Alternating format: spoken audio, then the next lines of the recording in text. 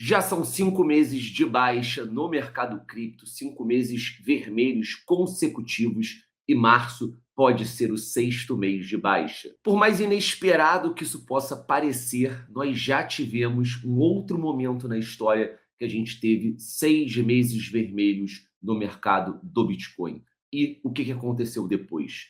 Então, nesse vídeo a gente vai falar sobre isso, entre outras atualizações, novidades do mundo cripto, envolvendo também a atual guerra entre Estados Unidos e Irã. Como de praxe, então, família, logo de início, já deixa o seu like mostrando o apoio à Liga Cripto. E, é claro, se você ainda não é inscrito, se inscreva, ative o sininho e fique por dentro de um dos momentos mais importantes da história do mercado cripto. Até porque oportunidades geracionais, como a gente está vivendo agora, elas não são comuns, elas não são rotineiras. Então, vamos direto para esse post aqui do Escritório de Moedas que diz: isso quase nunca aconteceu. Fevereiro fechou em queda, totalizando 5 meses consecutivos. Isso representa uma queda de aproximadamente 47% desde em relação, né, ao nosso topo, lá em outubro de 2025. É também a primeira vez que em janeiro e fevereiro a gente fecha em queda consecutivamente. Se março fechar em queda, será apenas a segunda vez na história. Família, realmente é um fenômeno que não é comum, mas acho legal a gente perguntar qual foi o desdobramento que a gente teve dessa primeira vez que esse fenômeno aconteceu.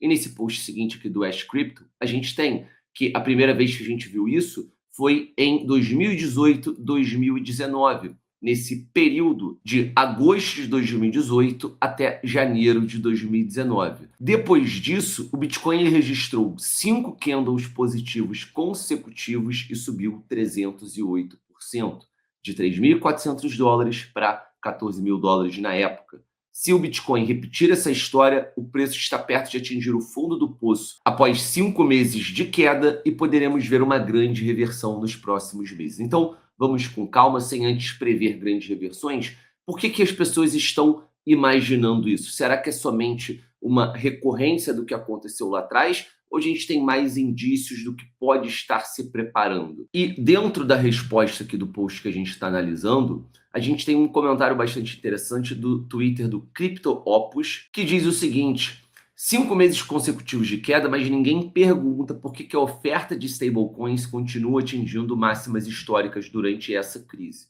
Na realidade, não são máximas históricas, porque se a gente observar o mercado de stablecoins como um todo, ele já teve um momento de dominância maior, como a gente vai ver em seguida. Mas eu concordo que, enquanto a gente está vendo um escoamento de capital de diversos mercados dentro das blockchains, a gente também observa 2 mercados em específicos, ou o mercado do nicho de stablecoins, crescendo dentro do mercado cripto. Então ele diz: o STT, o SDC expandiu 12 bilhões desde outubro, enquanto o Bitcoin perdeu 47%.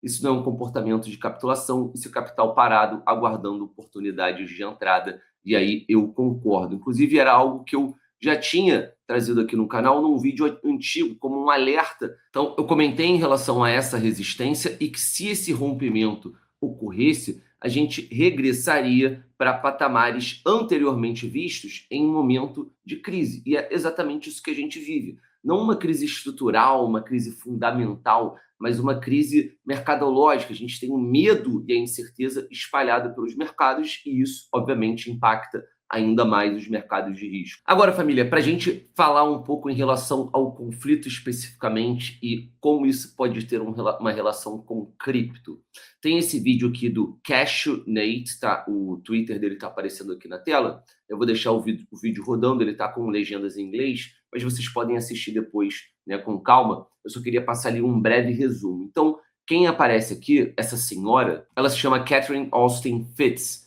e ela é uma investidora, banqueira e também trabalhou dentro do governo na época do George W. Bush. Então ela fala que esse ataque ao Irã, ele não é algo impensado, que tem uma relação direta com o petróleo, mas sim com a ideia que os Estados Unidos têm para realizar a manutenção da dominância do dólar já dentro de um universo de blockchain, já dentro de um universo de dominância em que você tenha a variável da tokenização, em que você tenha, por exemplo, a evolução como um todo do sistema financeiro mundial. Então ela diz que A intenção é exatamente essa, virar algo 100% controlado e digital, o dinheiro programável tipo a CBDC, né? Ou um dólar digital com parceiro privado, no caso, onde você só vai gastar onde e quando eles deixam, de identidade digital única global, tudo rastreável. E o Irã é um problema nisso, é uma pedra no sapato dos Estados Unidos, porque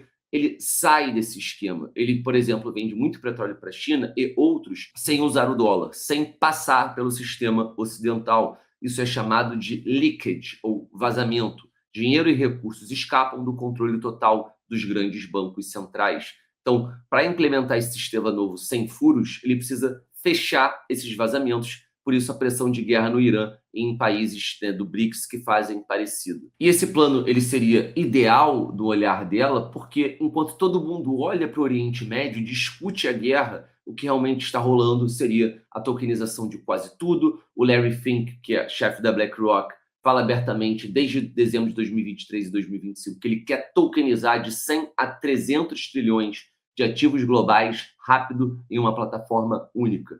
Então, isso seria parte desse plano, tá? Eu não vou aqui entrar em detalhes, vocês podem assistir não só o vídeo completo aqui embaixo nos comentários, mas também esse corte no Twitter do Cashew Nate. E família, uma coisa é fato, se isso é teoria da conspiração ou não, a gente vai saber tempos à frente. Mas a grande questão é que os acontecimentos que giram em torno de cripto, que vêm se desdobrando recentemente, de fato chamam muito atenção. A gente trouxe aqui no canal e vem trazendo com constância, inclusive por isso que a gente fala, se inscreva, ative o sininho e acompanhe, porque de fato a gente vive tempos em que provavelmente a gente está vivendo aí a verdadeira revolução da blockchain, não em relação ao nascimento da tecnologia, e sim em relação ao desenvolvimento e adoção em larga escala.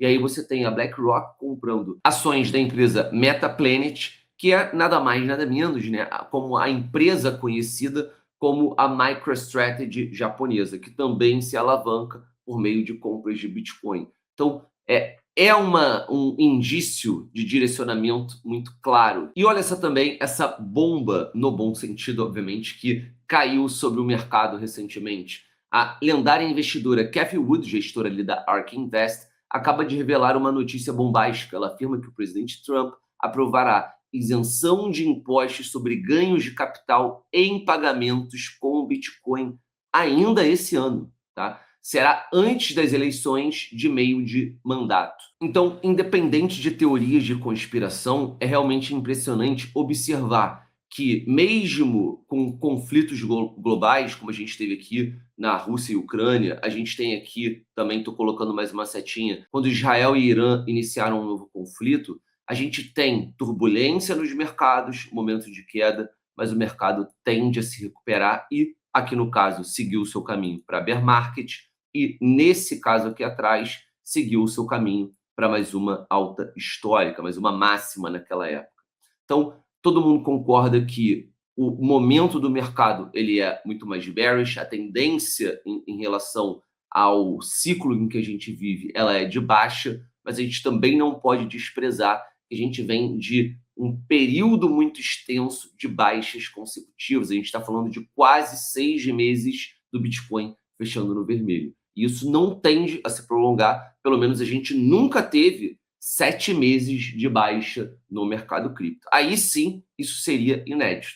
Você acha que a gente tem alguma chance de passar por esse cenário? 7 meses vermelhos, né? No caso, teria que ser março e abril também vermelho.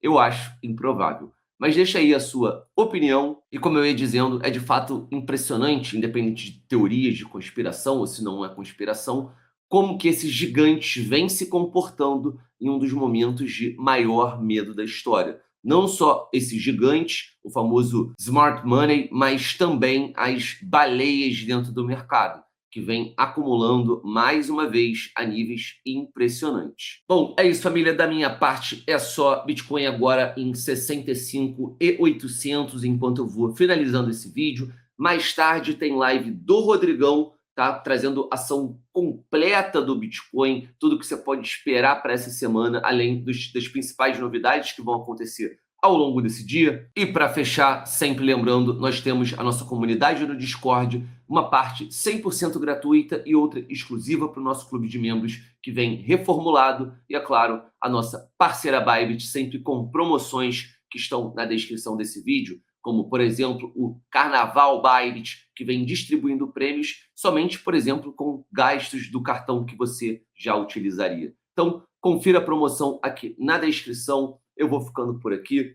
Grande beijo, grande abraço. Se cuidem e mãos de diamante. Valeu, família. Abraço.